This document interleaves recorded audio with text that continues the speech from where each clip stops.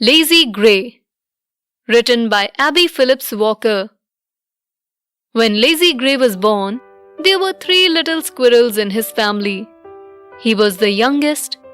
His mother thought he was the prettiest and hence did not ask him to do errands or to climb trees or to carry out any other tasks that most squirrels have to do.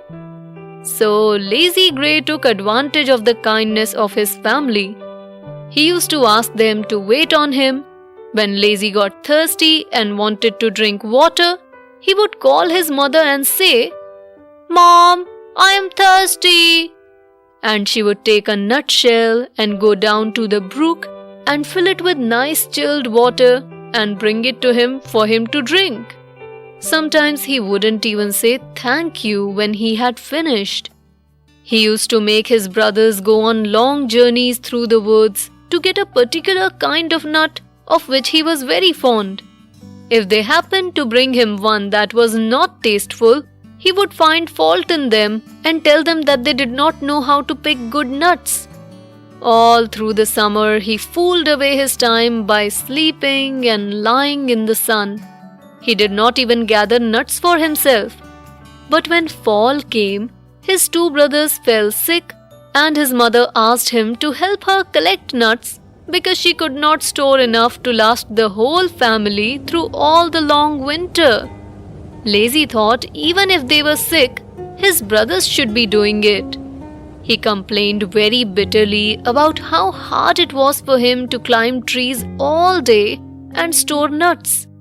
Whenever he could, he stole away and lay down behind a rock and kept hidden until his mother came and found him.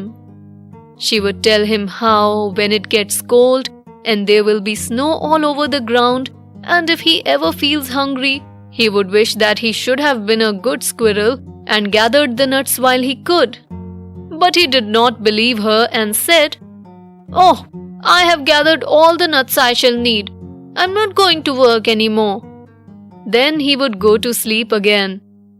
Weeks passed by and it grew colder and colder and the snow came and all the squirrels began to draw on their stores of nuts. Lazy found that he got pretty hungry. The habit of eating and drinking all he wanted in the summer made him want to eat and drink all he wanted in the winter too. As he had never taught himself self-control, he ate what he wanted. In the early winter morning, he began to see that the nuts he had gathered would not last him halfway through the winter. Almost before he knew it, all his store was exhausted and he had nothing left to eat. Then he asked his mother to let him have some of the nuts she had gathered. As a kind mother, she let him have just as many as she could, but she still had to keep some for his sick brothers. At a point, she denied giving him any more nuts. So he decided to beg nuts from other squirrels. Soon the squirrels started hating him for his behavior. At last, he became so much of a nuisance that all the squirrels in the wood held a meeting and decided that each of them would give 2 nuts to Lazy, as all of them now called him that, and that he would have to live for the rest of the winter on the store they contributed or else starve. When Lazy saw what a small store of nuts he would have to live upon until the spring, he was frightened. He had eaten almost as many nuts as there were there in a week. He knew he had to make them last, so he started to eat very sparingly. His sides began to be less plump and his cheeks less full. By the springtime, he was looking very weak. His bushy tail started to look bulkier than the rest of his body. But it taught him a good lesson. Early in the next summer, just as soon as there were any nuts to be had, he began to store them away. When the winter came, he had a big hole in the tree filled full with nuts. His mother was much pleased.